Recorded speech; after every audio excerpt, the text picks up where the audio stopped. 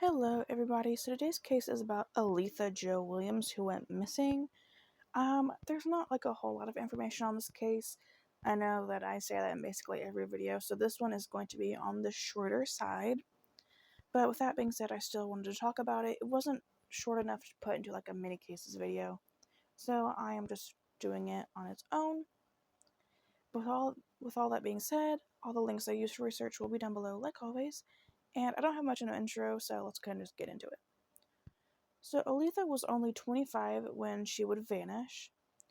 She was living in Utah with her 8-year-old son and was preparing for the arrival of her next child in just a few short months. Her birthday came and went, and her family hadn't heard from her, and that's when they knew something was wrong.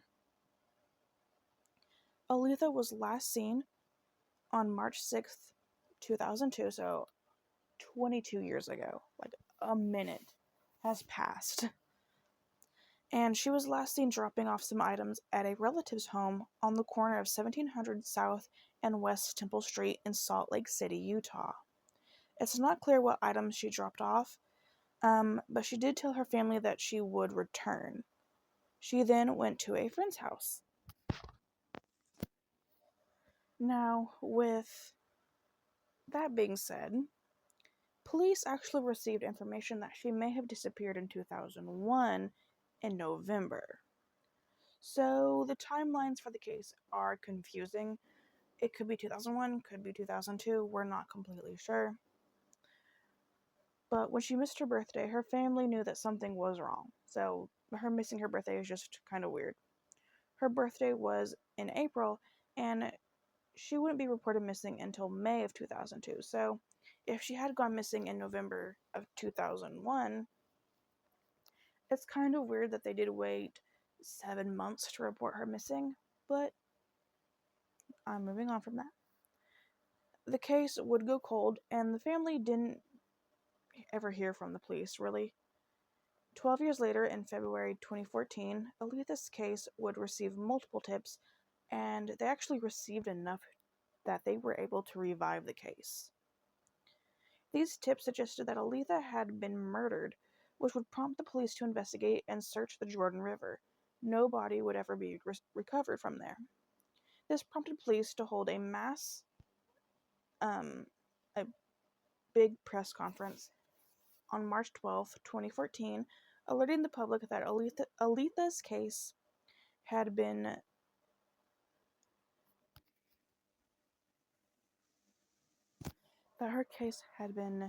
changed to a homicide investigation. Finally, the case was moving forward.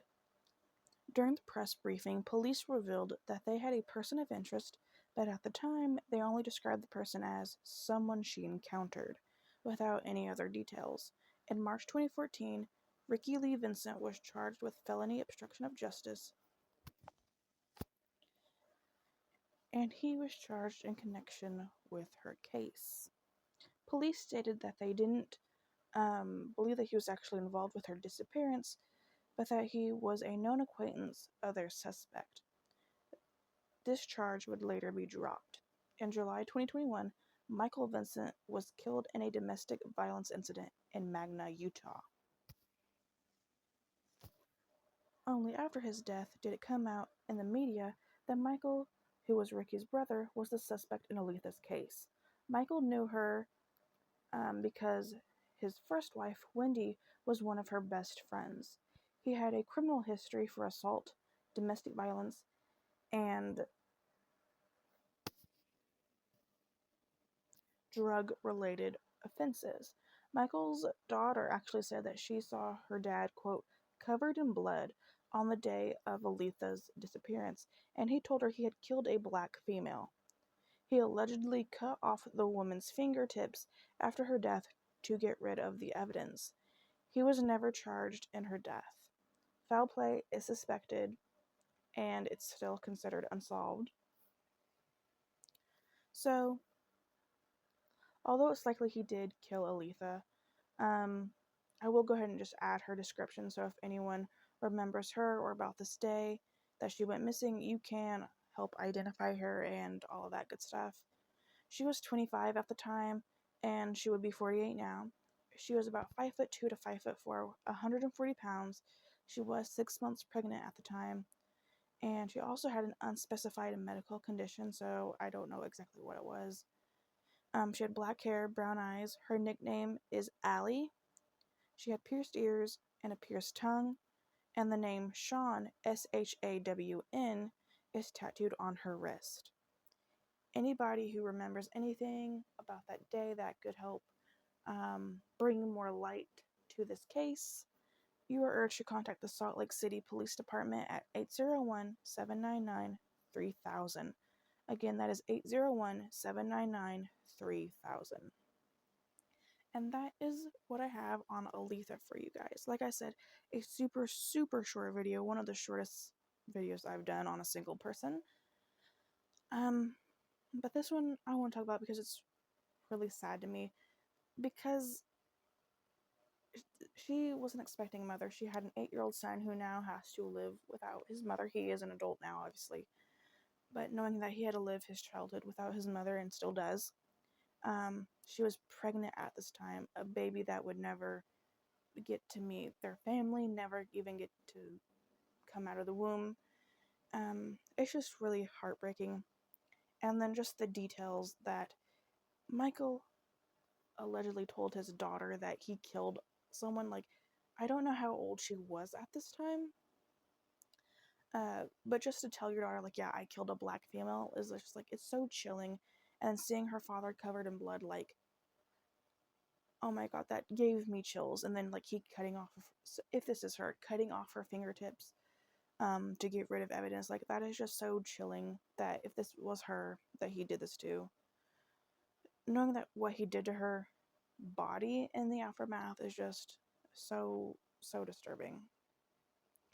And we can only suspect why he did this, whether it's maybe he came onto her or something, or it's a drug thing. We don't know. It could just be like a dispute, a random dispute. Maybe he lashed out. We don't know. I can't even quite theorize what I think happened because we have such a little information. But just knowing, like, what he supposedly did to her, it turned my stomach. And that's why I want to talk about it.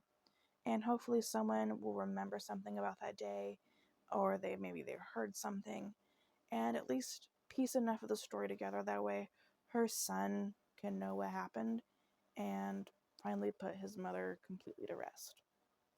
And hopefully her remains will be found, because they still have not been found. 22 years later, we still don't know where her body is. But thank you so much for listening to Aletha's story. Like I said, if you have any information, call that phone number. And I will see you guys very soon. Bye, guys.